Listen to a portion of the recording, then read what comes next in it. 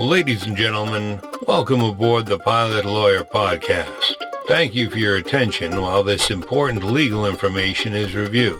What you hear should not replace consultation with an attorney and should not be considered advice for your situation. On behalf of the Pilot Lawyer and your entire crew, it's our pleasure to have you aboard. Welcome, aviators, to the Pilot Lawyer Podcast with us, the Ison brothers at the Ison Law Firm. We're back from the buffet and we're ready to do some episodes. So let's get right to it. To be fair, the buffet has been quite busy.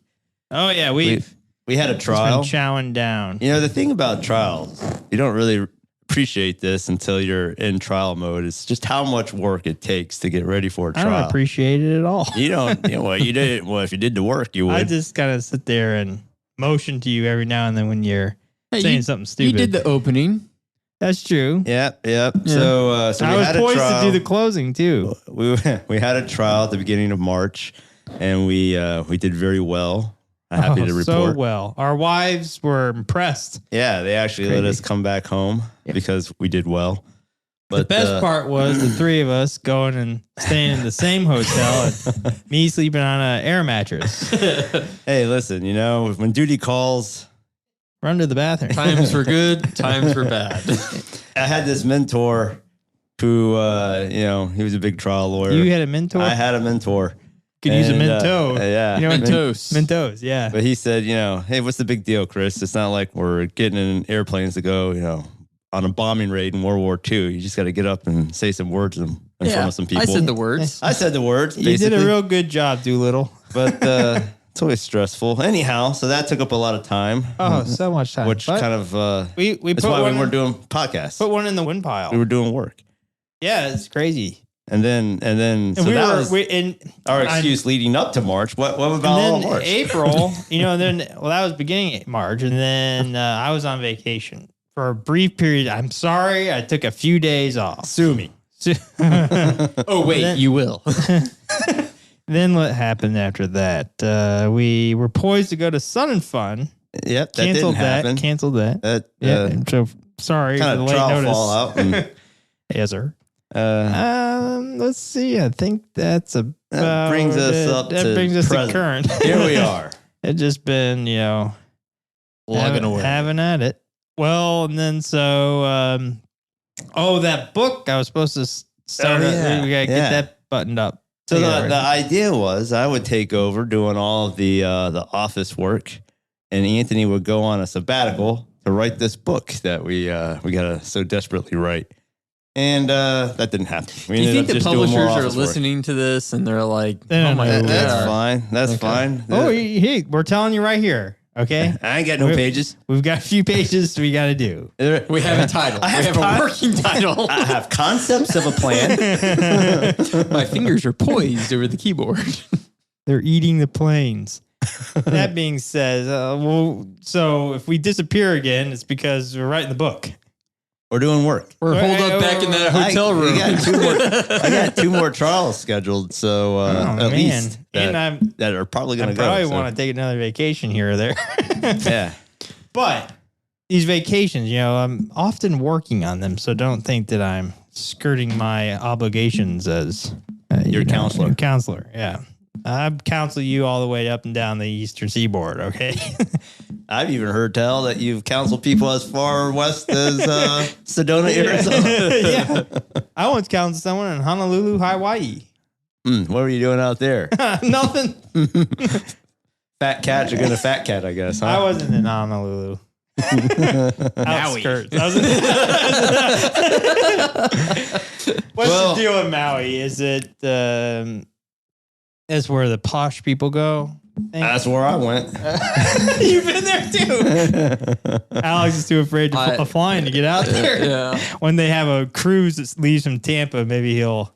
So back when I went to Maui, Trans-Pacific. It was before I got my pilot's license, and I was kind of afraid of flying. To be honest, wow, and but I manned up because it was my honeymoon. I said, well, I got the trembling and the crying didn't bode well for the honeymoon. Yeah, but we sat on this 757 in Denver and waited, and come to find out, I guess there was an issue with, I don't know much about 757s, but they said it was something to do with like the printer that printed out the weather forecasts.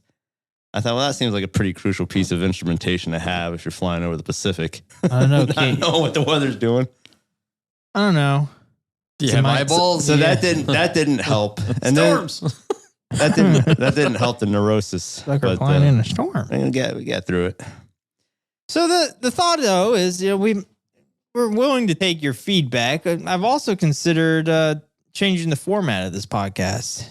We're not even going to talk about. We're actually going to talk about something that's relevant. As an avid fan of Car Talk, National Public Radio, but not necessarily a fan of National Public Radio. Just click and clack the Tapper Brothers. Yeah, if it could go by way of Sesame Street, fine. See if I care. But Car Talk, I like, and that's a call-in show. I think we could, if we really sanitized the ever-living snot out of caller, right? We gave it a different name, maybe a different gender.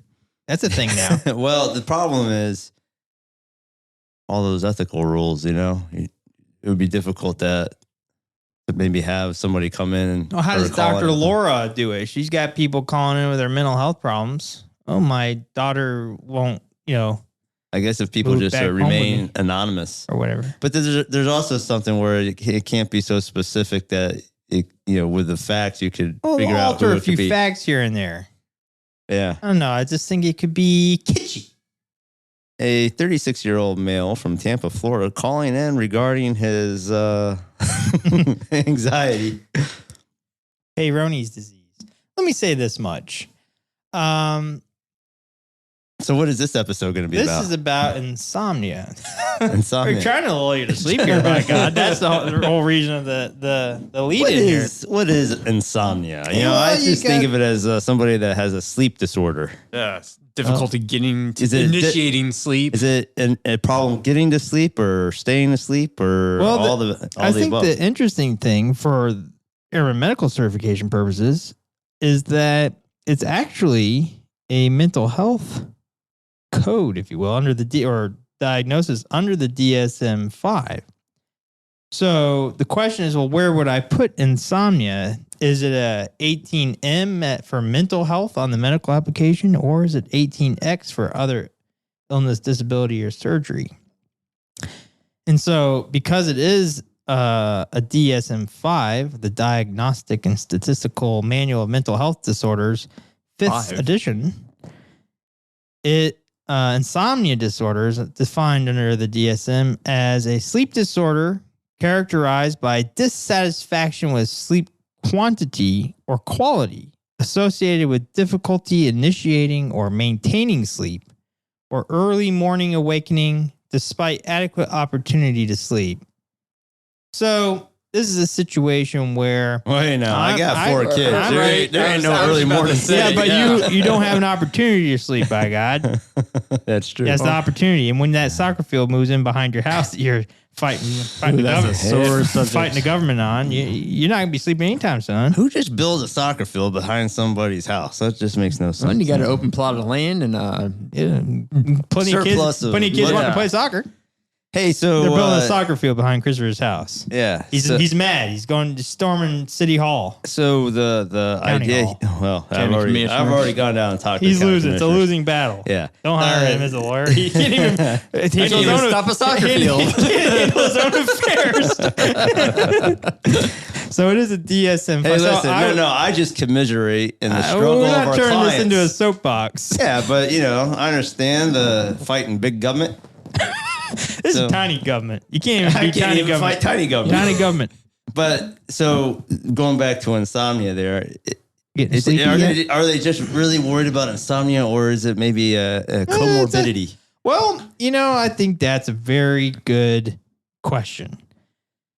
So it can cause significant distress, according to the DSM-5, or impairment in social, occupational, educational, academic, behavioral, or other important areas of functioning. So if you've been up, restless, sleepless for the past 72 hours, I can't get a wink. I can't get a wink of sleep. How's that going to affect you out there on the flight line? Functioning? Yeah, how's it going to cognitive functioning, or is it possible you might start dozing? Is it? I mean, well, that seems like that would implicate 6153, which is operating during a known deficiency.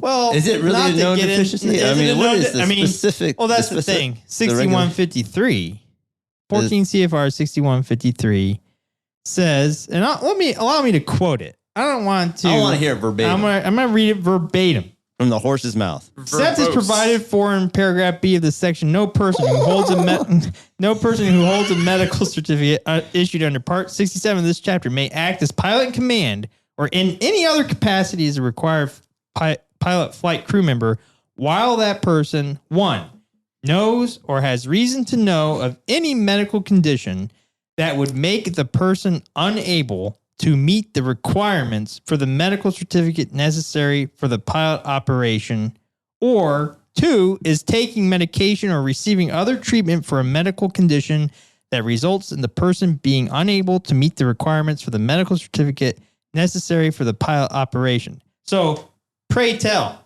you're not going to pull up the Code of Federal Regulations and find insomnia listed as a condition by which is disqualifying. So how would you know or have reason to know? Yeah, how would I it's a know or disqualifying have reason condition? to know of a medical condition that would make me unable to meet the requirements for the medical certificate necessary? How would I know? It seems like, oh man, I'm dog tired. I just can't keep my eyes awake. Should I go fly? Well, I mean, at a certain point, you have to do your own assessment. Oh man, I'm just, I'm not going to be safe. Sure. My God, you need to stop flying. But at the same time, can they get you on 6153? Can they get you? Well, the problem is because it's a mental health condition, that's going to invoke 67.107, 207, or 307C, which says no other personality disorder, neurosis, or other mental condition that the federal air surgeon, based on the case history and appropriate qualified medical judgment relating to the condition involved, finds makes the person unable to safely perform the duties or exercise the privilege of the airman certificate applied for or held. So what I'm getting at here is that you'd almost have to have the federal air surgeon's input on your particular condition, your case history and appropriate qualified medical judgment to be able to say, hey, you have disqualifying insomnia and you don't meet the criteria under Part 67. So 6153 requires some input, in my opinion, from the FAA as to your disqualification. Now, that being said, They would first have to know about that disqualification. So let's say, that you should tell the FAA, tell your aviation medical examiner, oh, hey, I've got this insomnia. What do you think? I think that factors in 6153, but allow us to caveat it all. Use some common sense. If you're not doing well, you shouldn't be flying. And I think in theory, they could try to get you on 6153 if you are in such a way that, hey, I'm not going to be safe to operate this aircraft. So while the 6153 is a loosey-goosey situation, and the FAA, allow me to say this. Say it. 6153 is not something you see the FAA pursuing action on. Yeah, I mean, According to recent case law research, the last one that went to any type of NTSB hearing back in the 90s, sweetheart. Come on, honey. So, Sean. Tell me, Counselor Anthony, how do you do it? Uncle Baby Billy. So, that being said, if you have insomnia, you should definitely consider 6150. I can't tell you to stop flying. I'm not in your It's a head. self-assessment. I don't know. I'm not yourself. I don't know what you know. Yeah. What do you know or have reason to? Can I say, hey, here's your circumstances? Sure. But you're going to have to make that connection yourself, sweetheart. So that's the thing. I don't know how we got on that topic. It should be honey, not sweetheart. I mean, I can call you whatever I want, but yeah, but I mean, isn't that what they do up in Kentucky? Everyone is honey. I call you honey. I call you. Has your FAA medical certificate been denied? Are you concerned you may not be able to get a medical certificate from the FAA? Are you at risk for FAA action for failing to report your medical history appropriately? Call the pilot lawyer at 1-855-FAA-1215 to discuss your options for getting the FAA to issue your medical certificate and get you flying. We are happy to evaluate your case and discuss with you a plan for presenting your case to the AME or the FAA. Aviation law is all we do, nothing else. So, that being said, with respect to the FAA, their inquiry on insomnia, in my experience, has not been one which is incredibly robust. Allow me to say that. I was just about to say robust. Robust. You got to it before me. Alex, look up the origins of the word robust. Do that while we have this conversation. Right on it. So the question for the FAA is, well, what is causing your insomnia? Right. The underlying cause. Yeah. Is it sleep apnea? Is there some sort of sleep-wake disorder? You have narcolepsy, some breathing-related sleep disorder. I often see PTSD associated with insomnia. Is it PTSD? Is there some sort of underlying psychological predominant complaint of insomnia? Or is it substance-induced? You got drug abuse? You got some medication causing your issues? So I would say that insomnia is akin to a gateway drug, if you will. It allows the FAA to explore the inner depths of your psyche. It does. Probably don't really care about insomnia. Not only that, but then they're saying, well, what are you doing to treat it, honey? Mm-hmm. Are you taking some sort of medication we don't like you taking, like sertraline, trazodone? Are you taking Ambien or Lunesta in a capacity which is egregious? Is it egregious? Now, Lunesta and Ambien are approved.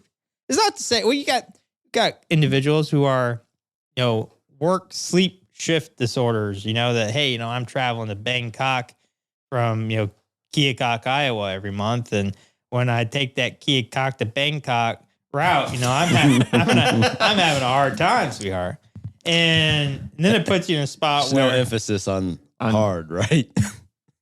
This is a children's show for crying out loud. Yeah.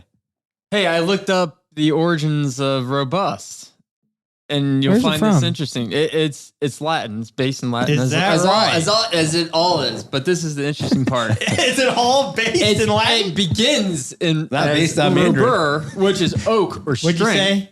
Robur, R-O-B-U-R, right? That's the base. Robur. Right. Robust. That was Latin for oak or strength. And then it morphed into robustus, which means firm or hard.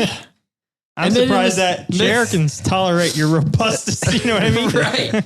And then in the 16th century, that's when we saw the first origins of the word robust. We've been dealing with this word since the 1500s. That's crazy.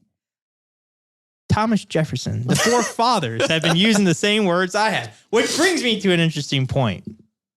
When you look up at the moon, I just think this is a crazy thing. And when you think about it, when you look up at the moon, think of all the people, past, present, and future, who are going to be looking at the same moon. It's kind of like, what difference does it all make? But did it look the same? I mean, see? And what side were they looking at?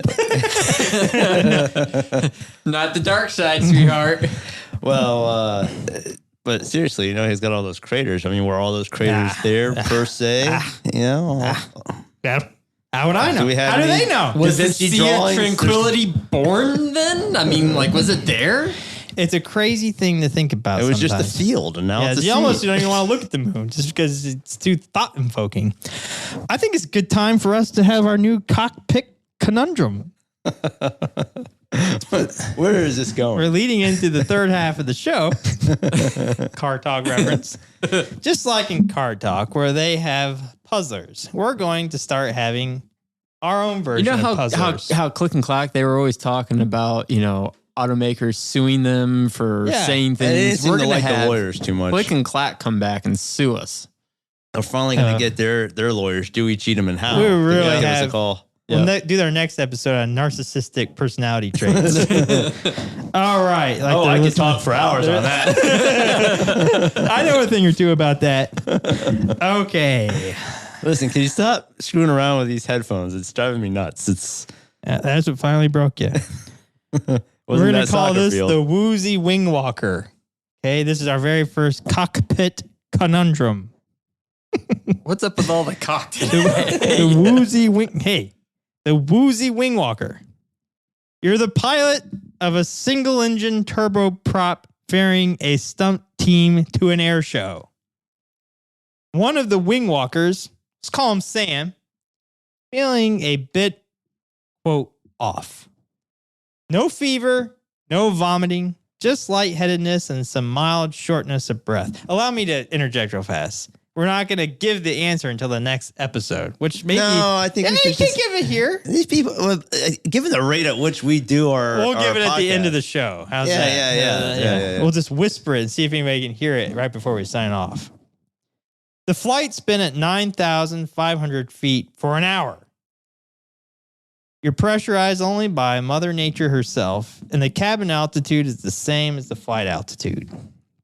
Suddenly, Sam starts looking confused. He says, I think my gloves are on the wrong hands. He's got hypoxia. Move Please, please try not to shout any suggestions of answers until the puzzler is over or the cockpit conundrum. That's just how good a pilot I am. Well, put this thing on the ground now. While pointing at his boots. That's what he said. He's pointing at his boots and said, my gloves are on the wrong hand. You check your own pulse oximeter. You're at 93%. Sam is reading 82%. What? Why are they off? You've still got 30 minutes to destination. Weather's good. No ATC delays. What's going on with Sam? What should you do next? And what's the potential risk if you don't? Well, I think the potential risk might be crashing. Are we supposed to give you answers now? We'll come back to it.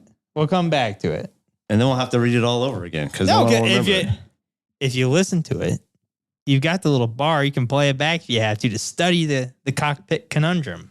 Okay, well, moving on. You've heard so the you got insomnia. Sam's screwed. Sam's got maybe Sam's got insomnia for all I know. Honey, you got a problem there. All right. So let's say you've got insomnia. You reported 18M on the medical application. What's causing the insomnia? Is this going to be the question? What's the FAA going to want? Well, if it's just, hey, I'm having a hard time sleeping, but it's getting better. The question there then is, well, what documentation are you going to need to see? Well, typically the FAA will just want a letter from your treating physician saying, hey, the insomnia is getting better. This isn't substance induced. This isn't some sort of sleep disorder. Maybe it was something to do with work related issues and so on. That would be the perfect world. There may be situations where your doctor is not able to say that because that's, it's not the circumstances. And it puts us in a spot where maybe you need a sleep study. Maybe you need a sleep study to see what's going on. Or maybe if it is to sleep apnea. That's right. Or some other type of narcolepsy or something. Maybe you need a meaningful wakeness. Oh, you probably wouldn't need that. I don't know who knows what the problem's going to be? There may be you may need a sleep specialist, right? Sounds like you're just going to go down a rabbit hole there. Yeah. So, is there a way to keep that from happening? I don't think so, son. It's just going to depend on what your situation is. Is it fair to say that you want to try and establish that there is an etiology to this? Yes. And that at the same time, you want to show that there's stability of condition? Correct. So if you can take care of those two issues, hey, where is this coming from? What's the cause of it?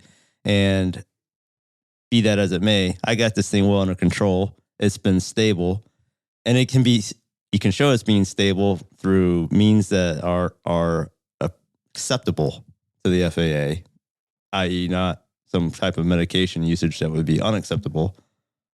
I think that's going to be beautiful. I think that's going to be the ticket. But yeah, so like if it's a manifestation of post-traumatic stress disorder. Well, now we know the cause. Yeah. Now we're going to treat the underlying condition, PTSD, or to establish the status of the PTSD. If you're actively having the insomnia, and it's still bad, you might have to get that under control first. You know what I mean? Yes, sir. So what if it's like a manifestation of some kind of withdrawal symptom or something? I quit drinking last week and I just can't sleep.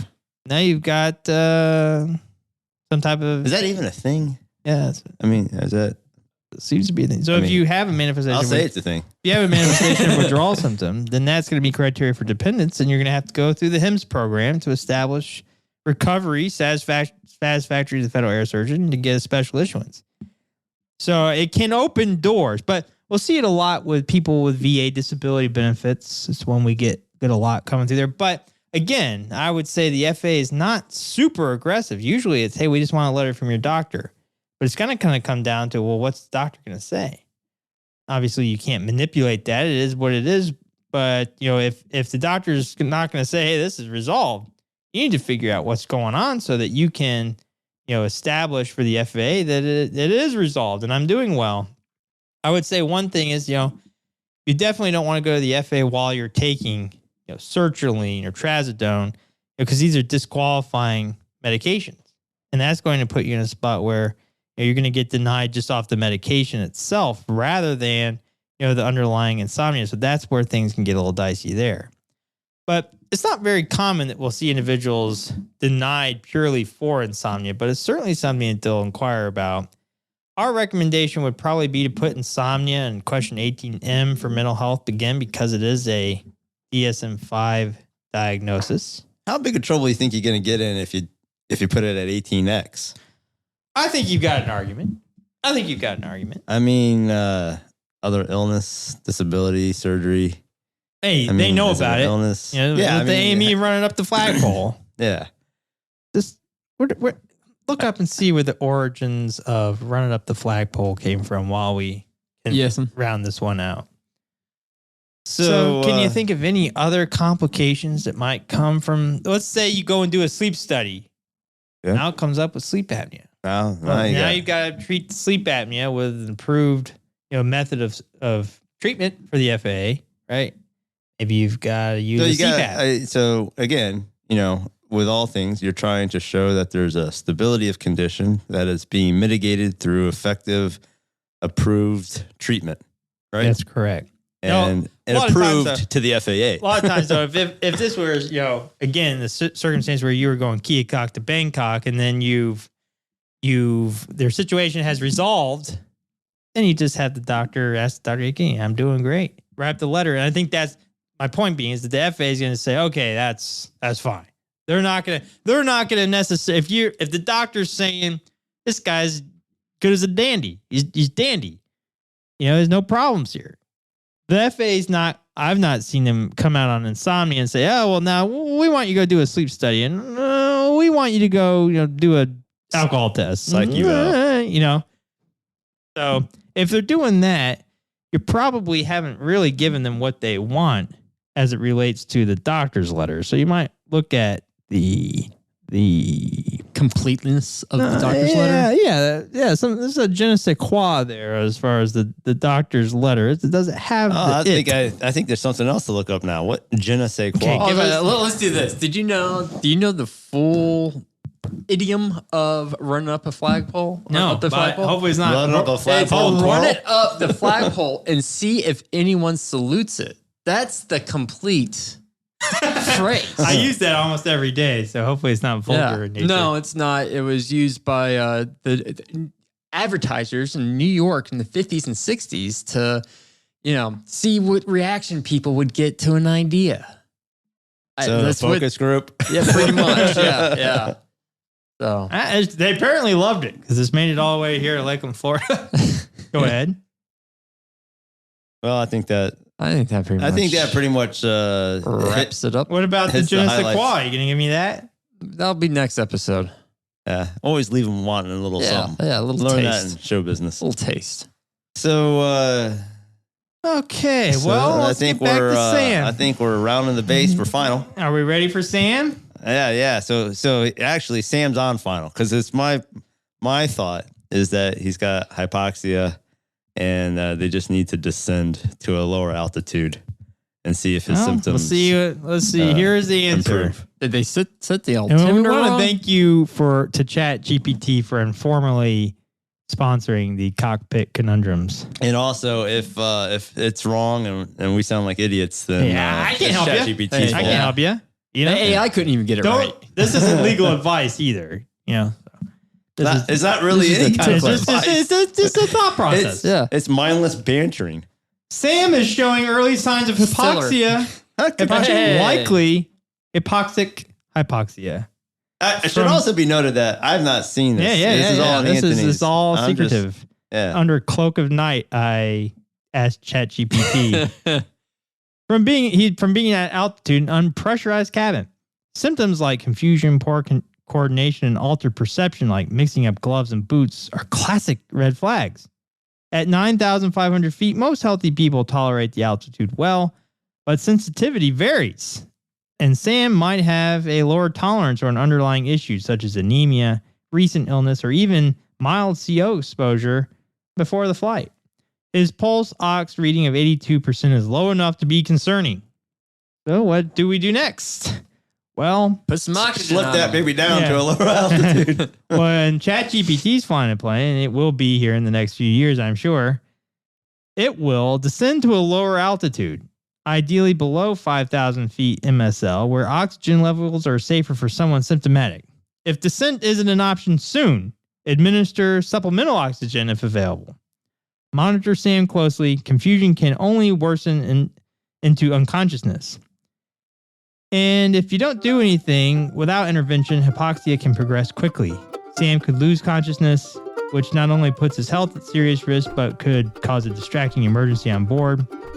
Permanent neurological damage or even death could occur in prolonged hypoxia. Now, the thing is, I'm not stopping for Sam. He's on his own. Sam is screwed. Hey, put a shoe on him, push him out the plane. I only got 30 minutes left in this flight. Doesn't bode well for a wing walker. No. To have altitude sickness. Yeah, you look for a new job, honey. Well, I think that's about it. How do you like the Cockpit Conundrum? Send an email to Alex at records@thepilotlawyer.com. That email will go unanswered. Or call him directly at...